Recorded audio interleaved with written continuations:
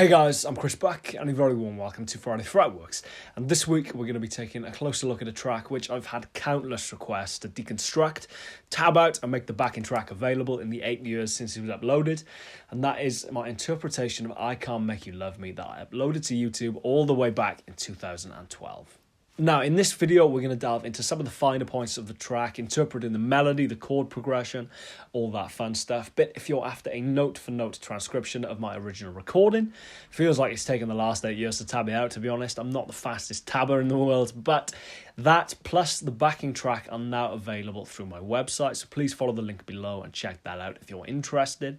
But as I said, in this video, we're going to delve into some of the sort of more kind of generic ideas of it, I guess, interpreting the melody and just getting a sense of what actually this track comprises of. It's one of those recordings, I guess, which, doing part of the effects, washing around in the background, it gives the impression that it's infinitely more complex than it actually is. So I thought it was high time we actually delved into it and broke it down. Let's take it away. So, the sad news is that I'm not going to break the entire track down note for note in this video. We would be for at least the next 4 Friday Fretworks. But the good news, however, is that that entire tablature is available on my website, as is the backing track for this. But to be honest, that's not what I wanted to make this video about.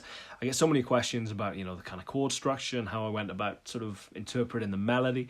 I thought it would make for a more interesting, insightful video if I just try to give you a kind of bare bones understanding of it, I guess, and then give you free rein to go away and create something cool yourself.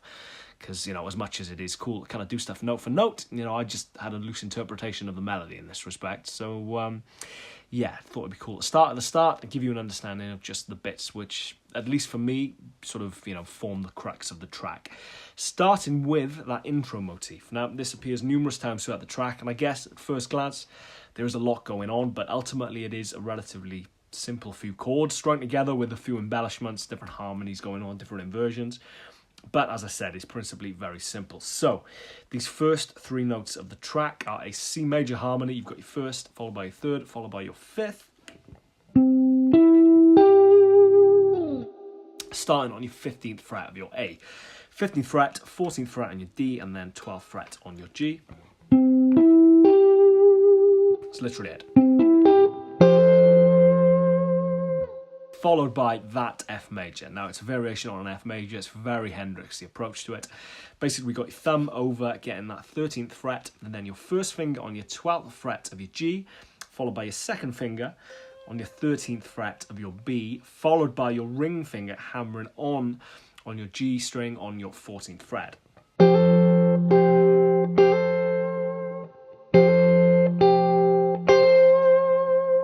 We've got this kind of on, off, on arrangement, I guess, where it's kind of a little sort of triplet.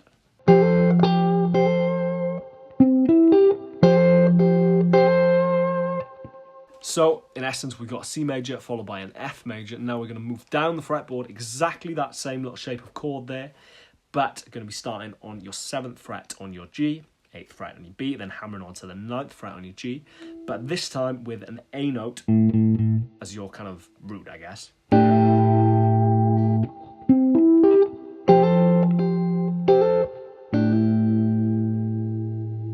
Basically what's happened there is we've gone from a C to an F to an A minor. So it's following the chords of the track around.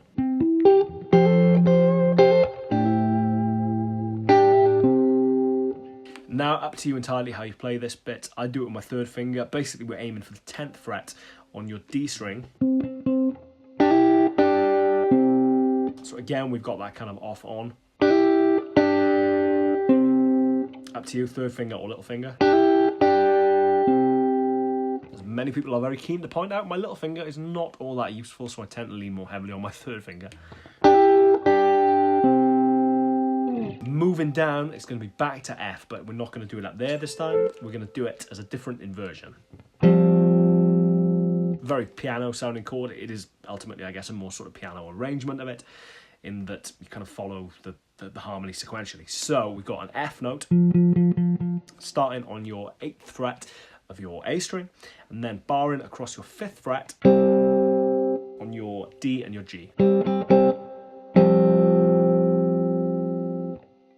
And then this kind of plucked arrangement.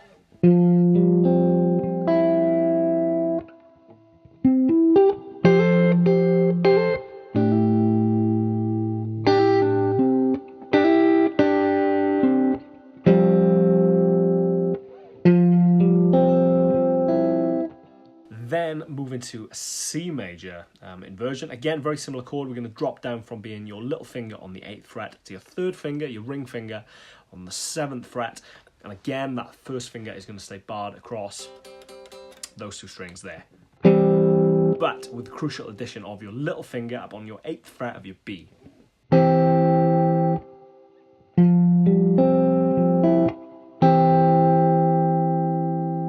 Again, it's a bit of a finger stretcher, but it's a very piano-esque sounding chord. It just makes for a slightly different sort of... That doesn't sound quite right, whereas that does, at least to my ears. The next thing we've got is a bit of a kind of a rake, I guess, with your thumb.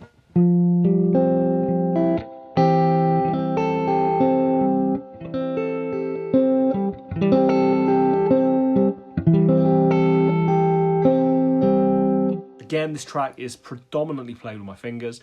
Does sort of gravitate towards the plectrum later on in the track for a couple of the rockier kind of solo bits, I guess. But ultimately, a lot of this is using my thumb and then my 2nd finger and my 3rd finger.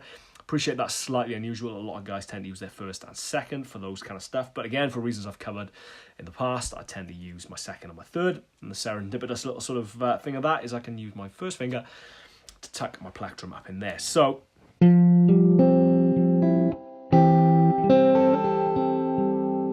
Then moving back to A minor, but again, we're not going to actually just kind of play the chord. We've got a variation on it.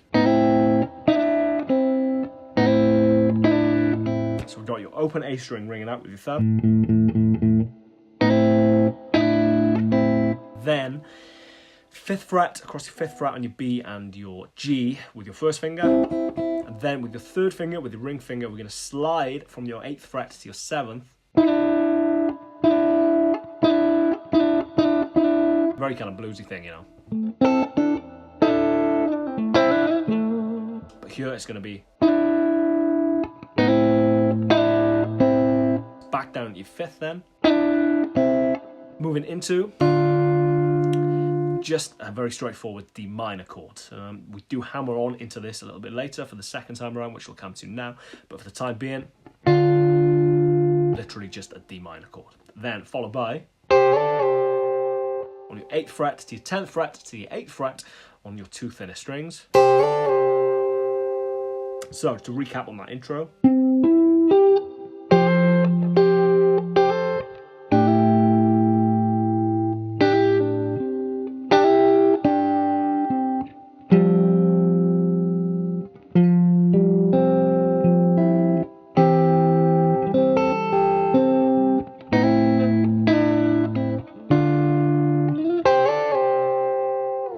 Second time round is near enough identical.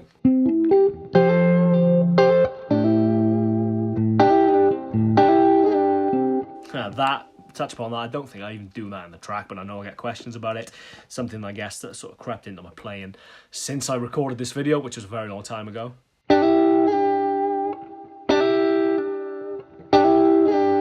So basically, it's the same technique as earlier, but we slide very momentarily up and back into the chord. So instead of just being... get this.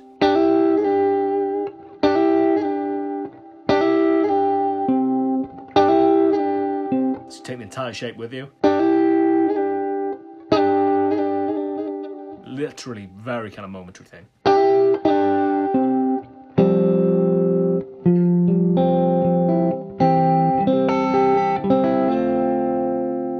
The second time round, we get a kind of hammer on of your D minor chord. So you're going to be starting off, 1st finger across your 5th fret, playing your root note, your D on your A string, followed by your G and your B.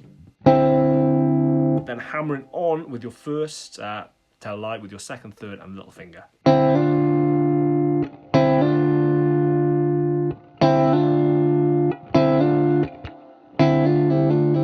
That's an awesome track. That kind of thing. Then lastly, just to mix it up, C note on your 8th fret of your thinner string, whilst your D minor is ringing out. So that's your intro. Now, where it gets interesting, I guess, is the melody and, you know, the interpretation of which. No end of guitar covers I see where people just literally play the melody as if it's been written out on a Sibelius score, and it gets a little bit sort of just the opposite, the dynamic, I guess, just a little bit stiff and a little bit sort of emotionless. So if we take the kind of crux of the melody,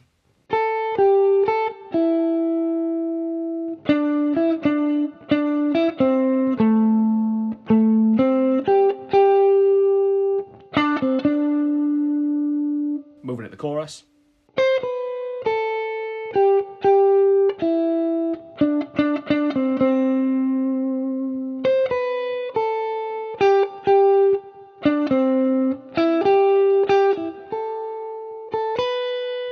so on, so forth. You get the idea. Very straight, very sort of emotionless, where all of the kind of cool fluid element of that comes in is interpreting it as you were if you were a vocalist. I go on about this at great length and bore you all to tears, no doubt. So much of my playing and approach and attack is based around trying to imagine what a vocalist would do, what a great vocalist, you know, that fluid, free interpretation of something. Now, it's worth mentioning before we get into that, pretty much this entire song is in the key of C major or A minor, obviously the relative minor of C major, depending on which way you are inclined to think about it. But either way, your notes for nearly all of the melody and improvisation that follows later are going to be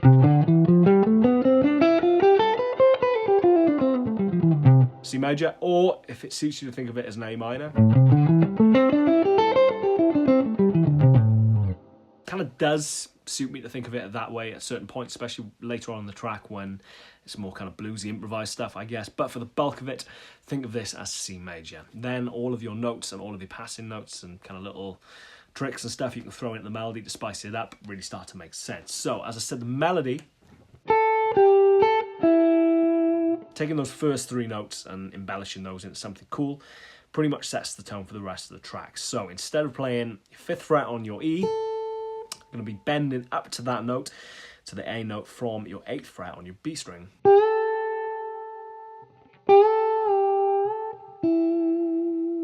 Down to your 5th fret on your B. So straight away we have something that's a little bit more vocal. Again, just to spice it up, sliding into that 5th fret.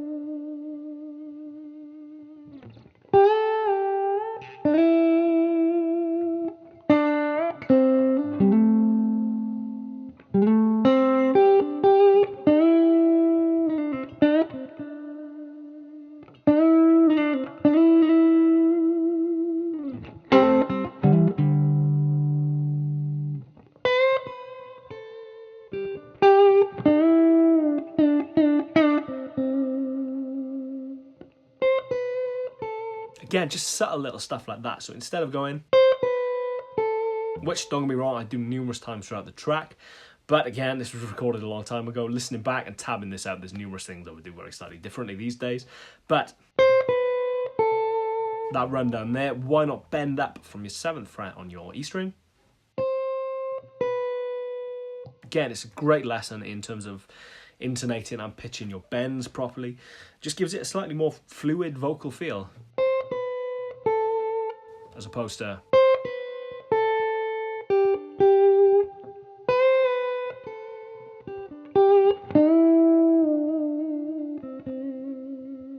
again that intro bend, you know, going back to that listening back on the track, I actually play the 3rd kind of note of that, but listening back again, there's no reason why I necessarily had to. It's almost kind of one continuous word of the way Bonnie Raitt sings this, so why not try it as one continuous note? Stuff like that just makes the world of difference, and as I said, gives it a little bit more of a realistic feel, I guess. And then all of the stuff which comes after that, as I said, is tabbed out if you want to learn it note for note. The crux of it is going to be based around C major, or for the kind of more bluesy stuff, maybe I kind of felt like I was kind of going into...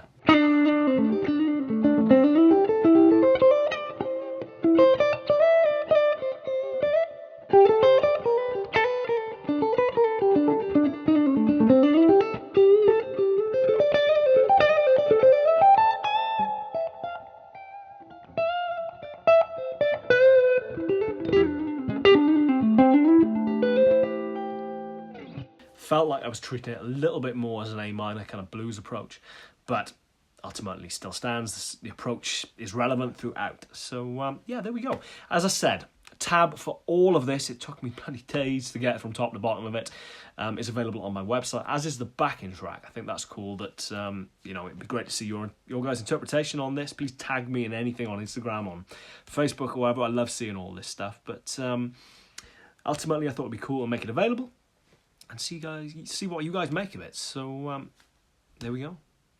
So, there you have it. I really hope that was of some use to you. This video has been a request which I've had on the video itself, as well as all forms of social media across the last 8 years or so, I guess, begging me to make the tab and backing track available and, you know, maybe make a tutorial video. So I really hope this has kind of scratched that itch for a lot of people. And as ever, a massive thank you for watching. Please subscribe and hit the bell icon if you haven't already.